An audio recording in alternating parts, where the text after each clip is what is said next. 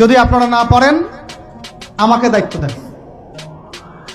আমাদেরকে বলেন যে ভাই বা ছোট ভাই, তোমাকে আমি 1 বছর সময় দিলাম, শিক্ষার বিষয়গুলো গোছায় দাও। বিনা পারিশ্রমিকে ইনশাল্লাহ করে দেব, কোনো সমস্যা নেই। 1 টাকাও দিতে হবে না, জাস্ট একটা চেয়ার টেবিল দেন, 100 জন আলেম দেন, 100 জন বুদ্ধিজীবী দেন, গড়ে দিব ইনশাল্লাহ।